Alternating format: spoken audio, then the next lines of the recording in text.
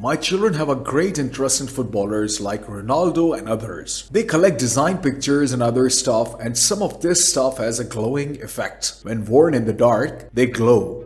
They asked me to bring these for them. I told the shopkeeper to show me those. When he showed me the shirt, I asked for the price. He said, "Sir, it's £250. I said okay. He then offered to show me the cheaper ones. I agreed because £250 is a considerable amount. He placed a similar looking one besides it and said, "Look at these."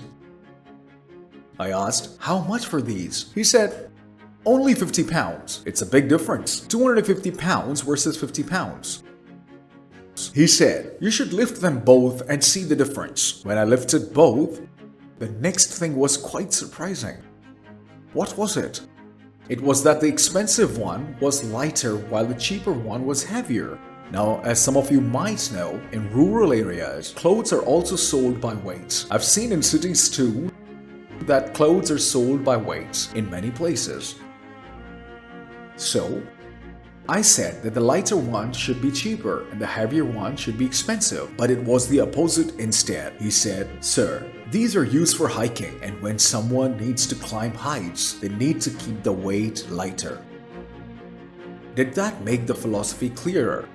If you want to progress, want to climb higher, but you are stuck only in your desires and possessions, then how will you progress? You will end up in frustration or the trap of greed. Not clear? Read this philosophy. It's called minimalism.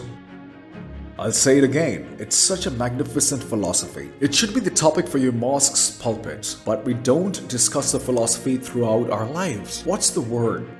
Minimalism. And what is minimalism? Learning to live with the minimal. Learning to live with the real. And living with the real doesn't mean you don't conquer the world.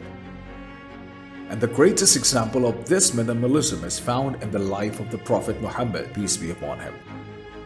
His companions narrate that when they reached him, there were marks of the mat made of date palm tree on his body. He used a stone as a pillow. There was a dry piece of goat skin hanging from the wall, and there was a bowl for water. And who was he? A king. Think about it. All the revolutions in the world, as mentioned in Michael Hart's book, The 100, where he states that in the history of the world, if there's any greatest name in terms of influence, it's the personality of the Prophet Muhammad, peace be upon him, acknowledged by a non-Muslim. He says that if there's a number one, it's the personality of the Prophet Muhammad, peace be upon him. And what else can be the example of minimalism? As I told you, there were marks of the mat made of palm tree on his body. He used a stone as a pillow, and there was a bowl for water. That means what he showed by living with his minimum needs is a very important task. It's a mission, the mission of Allah, the Quran, demonstrating it as a practical example. So, what I'm trying to communicate isn't about discouraging progress. Progress is crucial in life. I'm saying that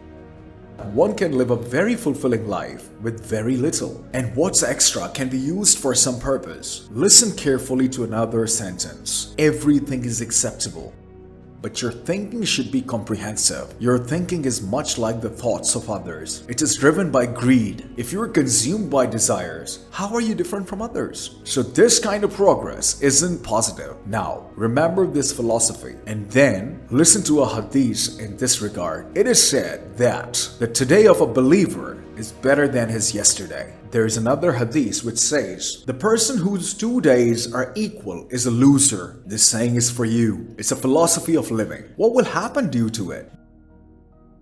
There will be fewer frustrations in your life, less stress, and more contentment. You'll have fewer confrontations and less accountability in the gatherings of others. There will be more peace in your life because the saying of the Prophet is that whoever adopts moderation saves himself from disgrace and protects himself from various kinds of difficulties. This middle path is very powerful. Do you understand my point?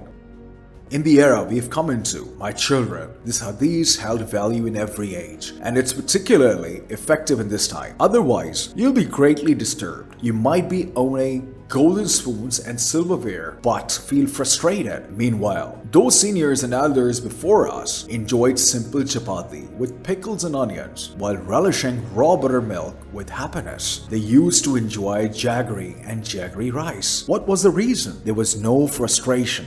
There was no buffet. This buffet itself is frustration. The desire for having it all. The desire for unlimited in a limited life is frustration. You can't be unlimited in a limited life. So why not, by choice, limit yourself? Mr. Edhi, he was a great man. Initiating his journey of life, he began in extreme deprivations. He didn't have education. In the streets of Karachi, he used to sell some bundles of garments. By carrying them on his shoulders, he showed how to start a journey from the minimum. But his vision was huge. Again, it's an example of minimalism. Do you understand my point? Living alongside desires. One approach is to limit desires and magnify the mission. That's the behavior of great people. A smaller person increases desires while having no mission at all. Also, Alexander conquers the world. What's his name? Sikandar. After conquering, he goes to a Sufi saint. He had listened that there is a great, divinely guided, pious person and he wanted to meet him. Now, he goes. Now, just think.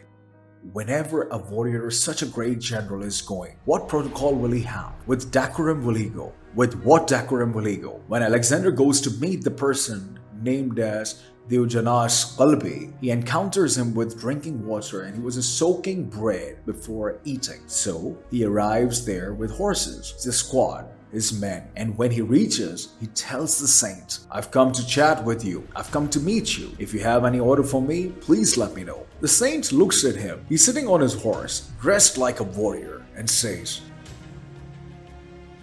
I have a request. Just do as I say and move your horse back a little. Alexander, puzzled, responds, I don't understand your request. Give me a bigger command. I'm the king. I've conquered the world. The saint replies, the sunlight that was my rights was reaching me, and you've come in between. Alexander still don't understand and insisted on knowing what he meant. The saint explained, I've made myself such a great king that I've learned to live with dry bread and water. I've learned to live with this nature, with this sunlight, and you're asking me to fulfill my desire. Think about his level here. A person is rejecting a king. Why? Based on the philosophy of minimalism. Again, there's a saying of Hazrat Ali Raziyallahu anha that the one who limits his desires learns the art of kingship. We just need to limit desires, not to end them. Ending them is not possible because we have to live too. But one has to limit personal desires and elevate their mission. Otherwise, my child, you'll spend your whole life running after a bigger car than the one you have, a larger house than the one you possess, and remain trapped in these cycles. I'm not against those desires, but somewhere one should learn to be content. And if one doesn't learn contentment at this stage, it won't suddenly originate. This philosophy is so intense that one keeps winning for the sake of greed. That's all for now.